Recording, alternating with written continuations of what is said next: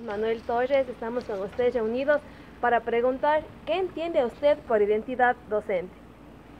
Bueno, yo considero que la identidad docente es aquellas características que configuran la presencia, la imagen del profesor, la forma de actuar, de pensar y cómo da las clases y cuáles son los objetivos, es decir, cuál es su actitud en el entorno de la enseñanza-aprendizaje, ¿no? Con unos objetivos concretos, una imagen que se construye en función de unas determinadas prácticas, unas características y una forma de ser, ¿no?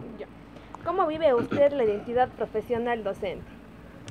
Bueno, yo en este caso, como soy profesor universitario, digamos que se configura para trabajar con jóvenes, ¿no? No son adolescentes, no son niños, son jóvenes que tienen una capacidad, que ya han pasado por un sistema público, y de alguna manera yo siempre intento recordarles que ellos, en cambio, la mayoría de ellos van a ser profesores del sistema de educación ecuatoriano, sistema básico, de primero a décimo y tal, y que en estas etapas de la vida, de 5 a 15 años, digamos que se configura buena parte de la personalidad de los estudiantes, ¿no?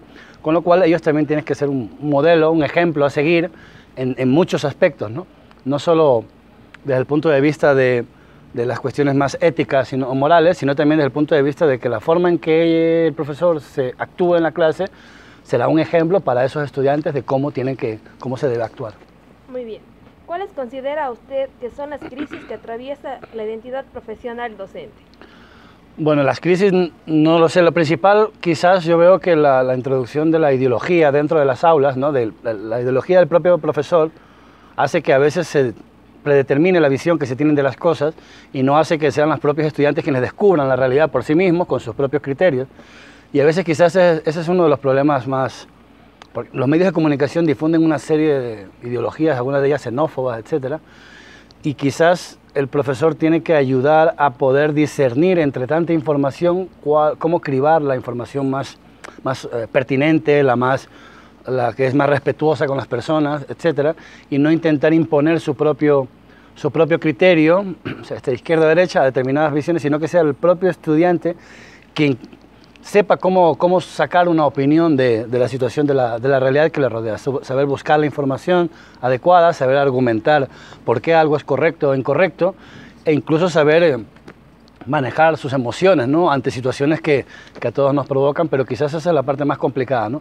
Saber enseñar en un contexto de saturación de la información, donde hay muchos inputs, muchos emisores, y es difícil discernir cuál es la información más adecuada para todo esto. Ahora, una última pregunta. Un mensaje a los estudiantes que están viendo este video, incentivándoles a rescatar la identidad docente y a vivirla plenamente. Bueno, quizás lo más importante que les diría es que intenten descubrir la pasión por aprender, por descubrir.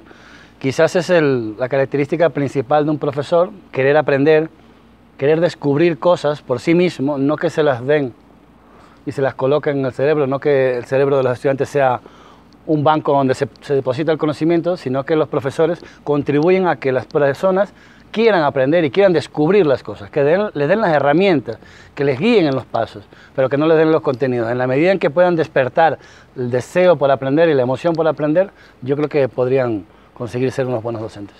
Le quiero agradecer a usted por darnos un minuto de su tiempo. Muchísimas gracias. Más le he dado, pero bueno.